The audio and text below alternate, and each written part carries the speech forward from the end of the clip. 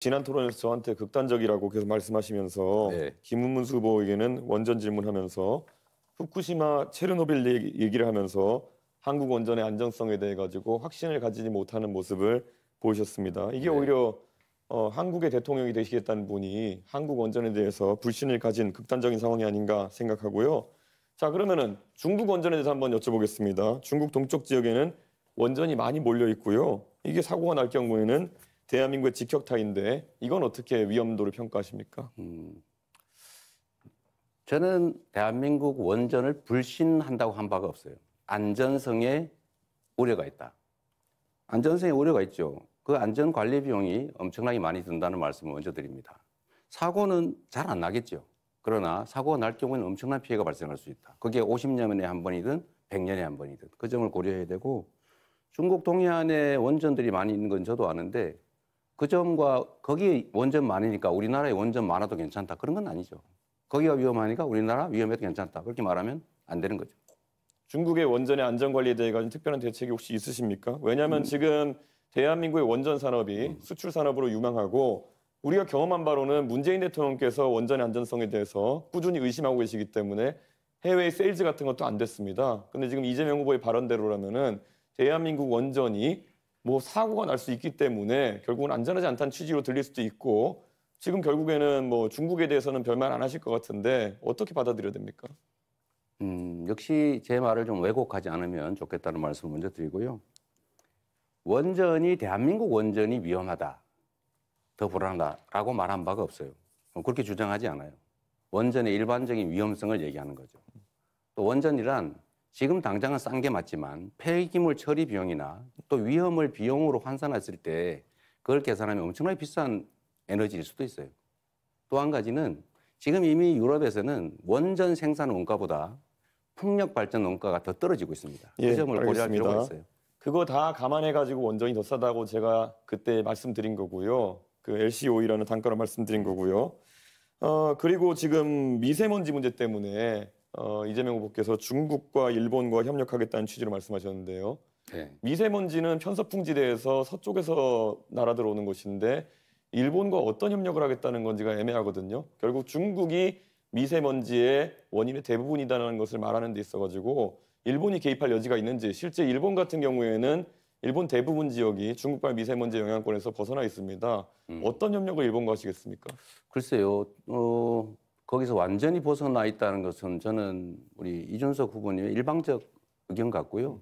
그게 한반도까지는 피해를 끼치는데 일본에는 전혀 피해를 안 끼친다, 일본에는 아무 관심이 없다, 저는 그렇게 생각하지 않아요. 그리고 똑같은 피해 반경 안에 있기 때문에 저는 일본도 같은 입장이 있을 수 있기 때문에 일본과 협력해서 중국에 대응하면 우리 혼자 하는 것보다 훨씬 낫지 않겠느냐, 당연히 그렇게 생각합니다. 대한민국의 미세먼지 중에 중국발 영향력은 30에서 60% 수준으로 알려져 있고요. 일본에 미치는 영향력은 2% 정도다라고 알려 있습니다. 그렇기 때문에 데이터와 맞지 않는 이야기를 지금 하고 계신 것 같고요. 탈석탄, 감원전이라는 이야기를 하셨습니다.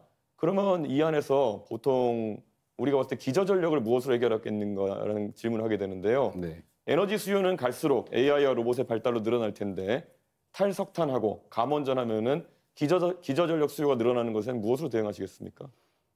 지금 현재 상태도 원전의 비중이 32% 정도고, 현재 상태로는 새로 짓는 것도 있기 때문에 지금 있는 것만 해도 2060년까지는 쓸 수 있는 상태고요.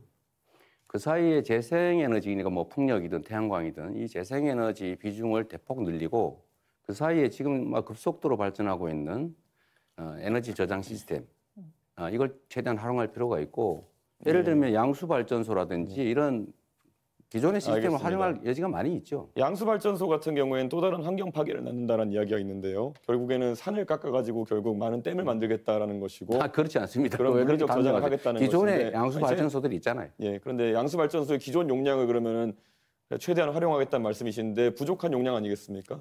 안 짓고 하겠다고요? 그렇게 단정하지 말라니까요. 제가 언제 양수발전소 용량을 늘린다고 했습니까? 예. 그것도 하나의 예라는 거죠. 에너지 저장 시스템이라고 하는 것은 다양한 방식이 있을 수 있습니다.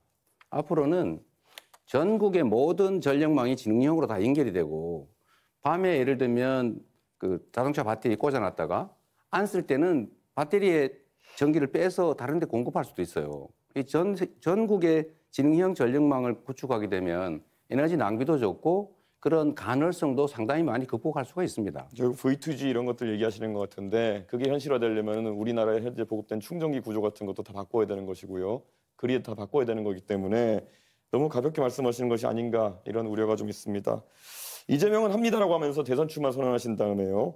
쌍방울의 지주회사였던 광림이 사업 다각화한다고 하면서 임시주총을 열고 풍력 발전과 태양광 발전을 사업 목적으로 추가를 합니다. 그래서 결국에는 올해 25년 1월부터는 재생에너지 유지보수 사업을 본격화한다고 있습니다.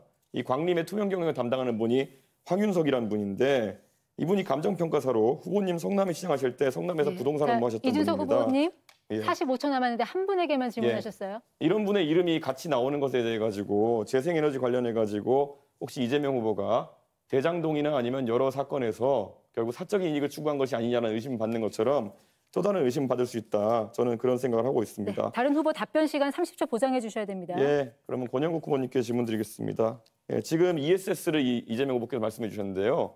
네. ESS 자체가 화재 사고가 빈번하기 때문에 어쩌면 지역별로 좀 혐오 시설 또는 기피 시설이 될 수 있다는 얘기가 있습니다.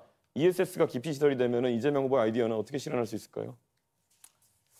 ESS 시설은 기술 발전으로 많이 이제 발전하고 있지 않습니까? 제가 자동차가 전기차를 타고 있는데 기존에 화재가 많이 났어요. 그리고 저장량도 매우 적었습니다. 지금 발전하고 있습니다. 고려해야죠. 네, 시간은 끝났는데 잠시 후에 권영국 후보 주도권 토론이 있으니까 못다한 답변은 그때를 또 활용하시면 되겠습니다.